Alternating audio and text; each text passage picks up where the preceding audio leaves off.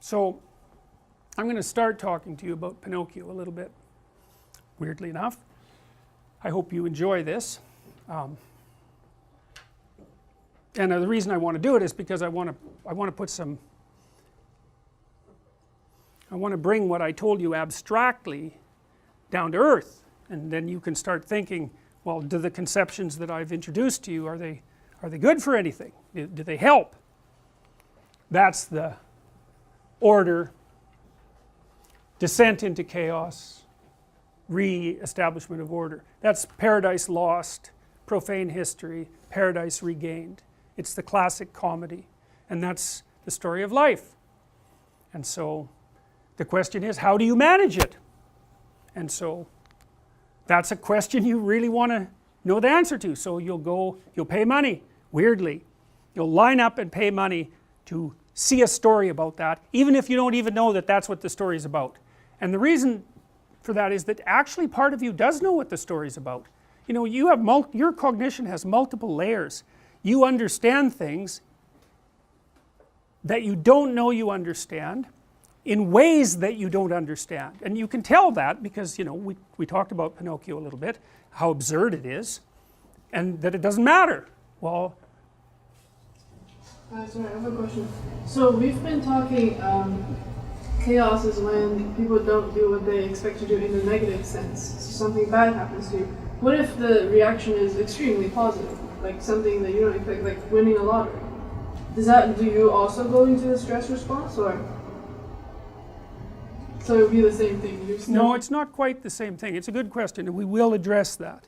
We will address that. I mean, winning the lottery is generally not a good idea for people. You know, because it's just too much.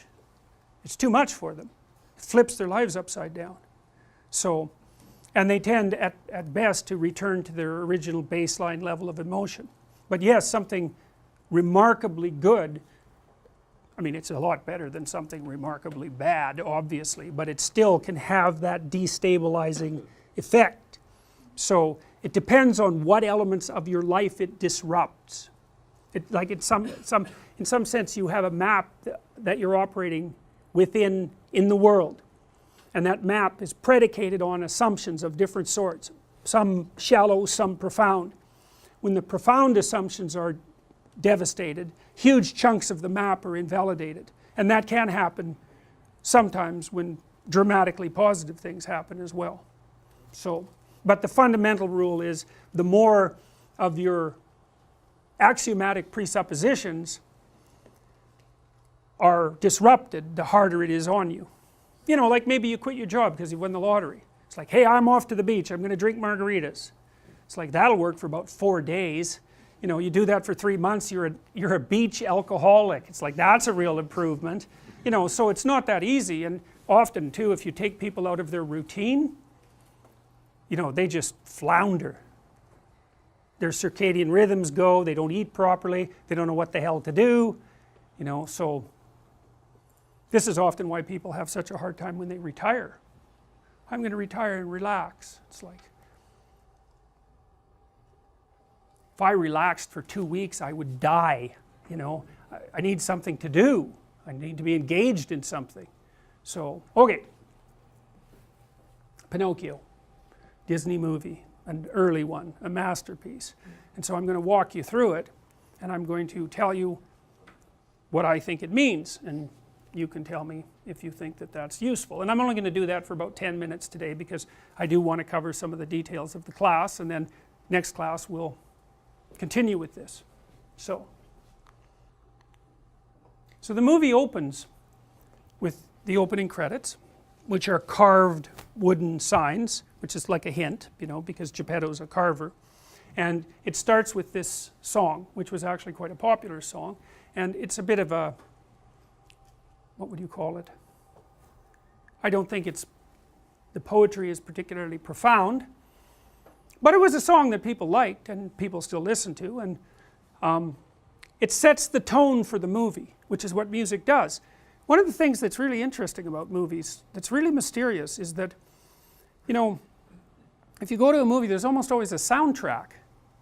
right? If you go to a movie and there isn't a soundtrack, it kind of feels empty. It feels like there's something missing. And you know, it's as if the music, you know, when you go to a movie, there's lots of things you can't see. The characters are only partial, and you don't know anything about their background, so it's like a low resolution thing. And what seems to happen with the music is that it provides the emotional background, the complex context, let's say. It's like a substitute for the context, and it guides you in your perceptions of the movie. It gives you hints about what's going to happen, and the funny thing about that is that we just don't have any problem with that.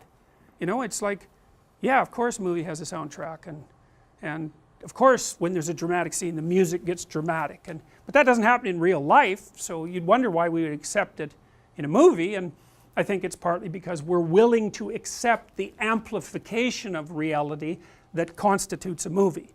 And in fact we find that compelling, and music is one of the things that does that amplification, the dramatization, and that's acceptable to us. This song I find quite interesting, so I'm going to take it apart quite a bit. In some sense I feel foolish doing it, because it's, you know, it's a childish song in some ways, but that's okay.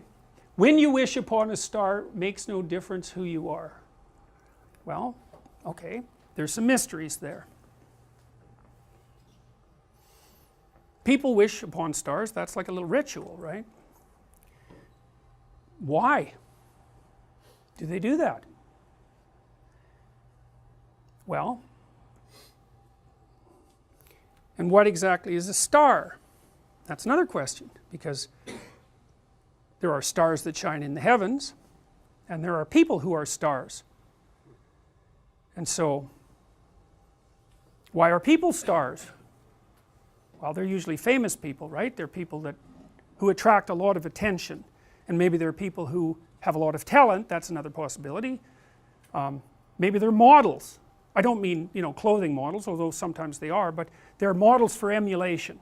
That's what being a star means. That's why People magazine is full of stars. It's like they're like heroes brought to earth, and of course you know nothing about them. All you know is their public persona, and of course they're usually very attractive, and so that allows you to project upon them all the things that would go along with ideal humanity. And so they're stars. But still, why stars? Well, stars beckon in the darkness, right? And they're otherworldly. That's the thing that's cool. They're not of this earth. And I mean that technically, because obviously they're not of this earth, but I also mean it phenomenologically. I mean it as an element of human experience. So most of you are urban, and so you've not had the experience of, perhaps, of the full night sky, you know, and that's really too bad, because the full night sky is one of those experiences that actually induces awe naturally, you know. And no wonder, you look up there and there's just stars everywhere, right? You're looking at the edge of the galaxy. That's the Milky Way, right? It's the edge of the galaxy. It's like, wow, there's the edge of the galaxy. And there's just so many of them. And it's such an expanse. You're looking into infinity. You're looking into the unknown. You're looking beyond yourself, that's for sure. And you know, that produces a sense of awe in people, like looking at the Grand Canyon or something like that. And you're looking at something that transcends yourself. But that feeling of awe, that seems to be something that's a natural part of our response. You know, you might feel awe when you meet someone that you regard as particularly admirable as well, because you feel that there's something transcendent about them. So here's an interesting thing to think about. There are people you admire, and there are people that you don't admire. And that's a clue, right? That's a clue as to your value system. And it might be not really something you can even put your finger on. It's like you find this person captivating, you find this person admirable. And it's as if there's something inside of you that's looking for what's admirable, you know, assuming that you are. And that person who's admirable has a faculty, some faculty, that you would like to have for yourself. And so they're a model for emulation. And that's part of how people develop, you know, like little kids often develop little hero crushes on older kids, you know, not that much older, but sort of the person that's sort of just within their grasp, and then they follow them around and imitate them. And you know, so they're imitating what they find admirable. Well, the fact that you find something admirable is a hint as to the structure of your unconscious value system. And so you could think, even as an exercise, you could think, well, what qualities of a human being do I find admirable? You have to ask yourself that, in a sense. You can't really think about it. There is a difference between asking yourself a question and thinking about it. You know, because it's more like when you're asking yourself a question, it's contemplative. It's like, well, what do I find admirable? It's a question, you don't know, and if you're fortunate, and this happens quite regularly, an answer will float up from wherever the hell answers float up, and you know, oh yeah, that's one, and you can write that down, and you get some idea of what your ideal is, you know, and you have one likely, and what your counter ideal is.